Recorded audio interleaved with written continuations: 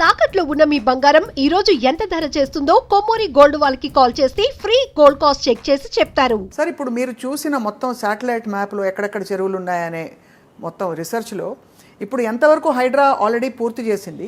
Coming to your another question, ఇందాక మీరు అడిగారు, నేను ఐ థింక్ మధ్యలో చెప్పలేదేమో. మీరు ప్రతి ఇంటి కింద మా చెరువు ఉందని అంటున్నారు.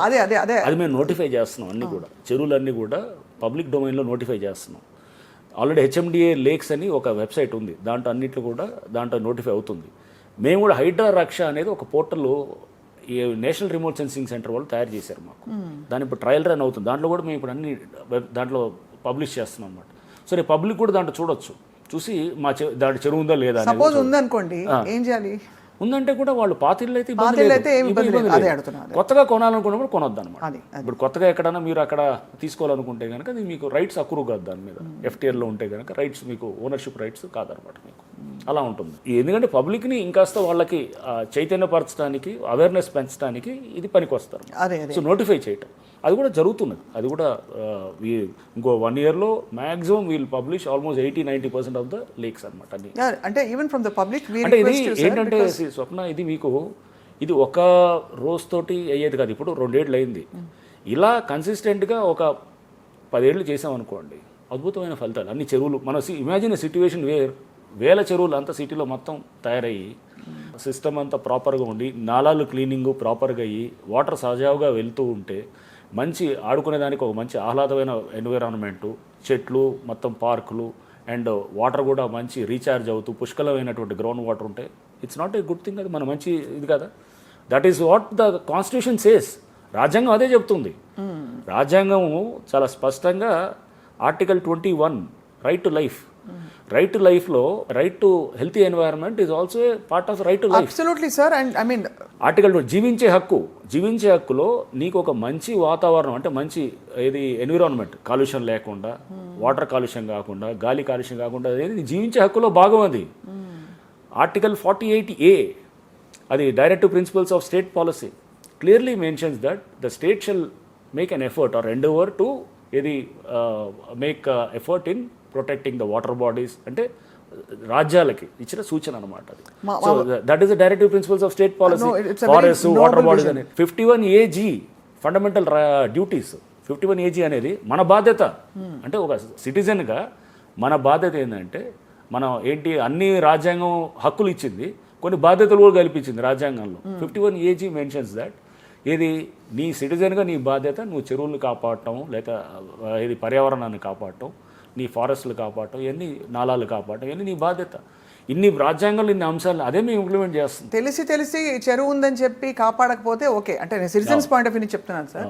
తెలియక ఇరుక్కున్న వాళ్ళు, అదే లేకపోతే వాళ్ళకి ఇరుక్కున్న వాళ్ళు గతంలో ఆల్రెడీ వాళ్ళు కొన్ని ఇల్లులు ఉంటే వాళ్ళు ఎవరు కూడా మేము కొన్ని స్టార్టింగ్లో మేము డిమాలిష్ చేసినవి ఉన్నాయి కొన్ని. ఏది నేను వాళ్ళు లీగల్గా కరెక్టే. మళ్ళీ అగైన్ అక్కడ ఏంది హైడ్రా తప్పు చేసిందని కూడా అంటాను లేదు. లీగల్గా వాళ్ళు చెరువులో ఎఫ్టీఎల్ కట్టకూడదు.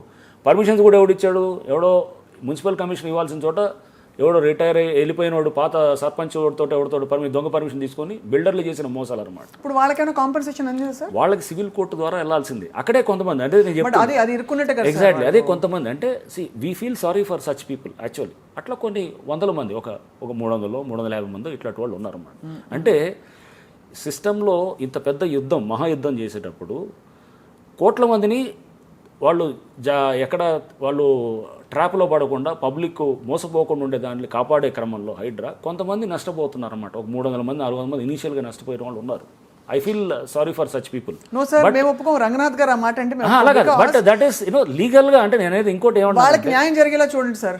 అదే న్యాయం జరిగేలాగా ఏం చేస్తాం? దాంట్లో పేదవాళ్ళు ఉంటే డబుల్ బెడ్రూమ్ హౌసెస్ వైపు వెళ్తున్నారు. వాళ్ళు కొంతమంది విల్లాస్ కొనుక్కొని ఉన్నారు, చిన్న చిన్న విల్లాస్. వాళ్ళు కూడా వీ ఫీల్ వాళ్ళకి ఏం చేసాం, క్రిమినల్ కేసు పెట్టాం ఆ బిల్డర్ల మీద. బట్ చట్టం ఎలా ఉంటుంది? క్రిమినల్ కేసు అది బెయిలబుల్ ఉంటుంది, వెంటనే ఏది ఉంటుంది. వాళ్ళు సివిల్ కోర్టుకు వెళ్ళి వాళ్ళు తీసుకోవాలి. బట్ అది కూడా లోకల్ పోలీసు వాళ్ళ ఎఫర్ట్ తోటి కొంత I think we can try to do that. అంటే అది చేస్తే సార్ ఏమైపోతుందంటే, మీ నోబుల్ విజన్ ఏదైతే ఉందో, ఇప్పుడు మెడనొప్పికి మంది వేస్తే మోకాల నొప్పి వచ్చినట్టు కాకుండా అది కొంతమంది ఉన్నారు. కొంతమందిని కూడా మనం మీరు కనుక బట్ ఏమవుతుందంటే మీకు ఇప్పుడు రోడ్ వైండింగ్ చేస్తుంటాం. రోడ్ వైండింగ్ అది కూడా ఒక చేసినప్పుడు issue. చాలా మందికి రోడ్ వైండింగ్ చేసినప్పుడు ఏమవుతుంది, కొంతమంది ఇల్లులు కొట్టేయాల్సి వస్తుంది, వాళ్ళకి టీడీఆర్లు వస్తాయి. టీడీఆర్లు ఎప్పుడు ఉంటాయి వాడికి దాని మీద క్లెయిమ్ ఉంటుంది, అదే ఎంక్రోచ్మెంట్ ఉంటే టీడీఆర్ కూడా రాదు. సో రోడ్ వైండింగ్లో మనం చేసినప్పుడు అతని ఎఫెక్ట్ అవుతాడు. ఎంతమంది అవుతారు, 100 మంది ఎఫెక్ట్ అవుతారు అనుకుంటాం. బట్ ఆ రోడ్డు వల్ల లక్షలాది వెహికల్స్ రోజు అక్కడ పాస్ అవుతుంటాయి కదా, ఎంతమందికి అడ్వాంటేజ్ ఉంటుంది. సో అంటే అగైన్ లక్షలాది మందికి ఉపయోగపడే క్రమంలో కొంతమంది నష్టపోవడం అనేది జరుగుతుంది, చాలా సందర్భాలు జరుగుతుంది. 100% అగ్రీ సార్. ఇన్నాళ్ళు జరిగిన హైడ్రా మీద జరిగినటువంటి ఏది ప్రచారం ఏంటంటే ఆ నష్టపోయిన 100 మంది చూపిస్తున్నారు కానీ లాభపడ్డ 1 కోటి మందిని చూపించట్లేదు.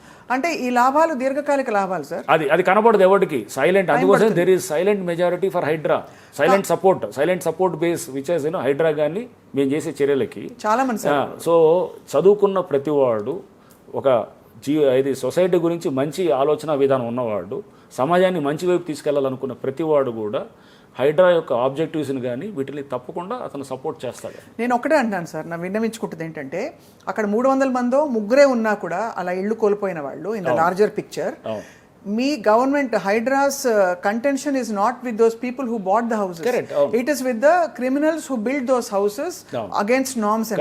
సో మీరు వాళ్ళతో తేల్చుకుంటూ వీళ్ళకి తక్షణంగా కాంపెన్సేషన్ లేకపోతే ఇంకొక మోడస్ ఆపరేండి లీగల్ గా చేయాలి, అట్లాంటి కూడా చూడాలి తప్పకుండా. I think we'll have to think of that. So ఇది ఏంటంటే ఇప్పుడు అట్లా నష్టపోయిన వాళ్ళు, ఇల్లు కొన్నవాళ్ళు, ఒక దగ్గర మీకు చెప్తాను, ఒకటి డిండిగల్ దగ్గర ఒకటి ఉంటుందంట. డిండిగల్ దగ్గర డిమాలిష్, ఆమె విజయలక్ష్మి అని ఒక బిల్డర్ ఆపడం. ఆమె ఏం చేస్తుంది, ఆమె ఫస్ట్ కొడతారు. ఇది బిల్డింగ్లు చెరువులో FTRలో కడుతుంటారు అనమాట. అది ఆ చెరువు డిండిగల్, ఆ చెరువు పేరు మర్చిపోయాను కానీ, బట్ డిమాలిష్డ్. ఇది రాగానే ఆగస్టులో. బిల్డర్ ఆమె పేరు విజయలక్ష్మి మీద ఉన్నది. ఆమె మీద కేసులు ఉన్నాయి గతంలో. ఏది FTRలో కడితే GHMC వాళ్ళు కూలగొట్టారు. ఏది GHMC కాదు, అక్కడ లోకల్ మున్సిపాలిటీ వాళ్ళు డిండిగల్ వాళ్ళు 2021-22లో కూలగొట్టి పేపర్లో కూడా వచ్చింది అంతా. ఈ టీవీ కూడా చాలా ప్రచారం చేసింది అంతా. ఆ తర్వాత కూడా మళ్ళీ ఏం చేసింది ఆమె, మళ్ళీ 2 ఏళ్ల తర్వాత మళ్ళీ కట్టింది అక్కడే. కొంతమంది కొనుక్కొని తెలియక పాపం, అంటే వాళ్ళు డ్యూ డిలిజెన్స్ చేయలేదు, వాళ్ళు కొనుక్కున్నారు.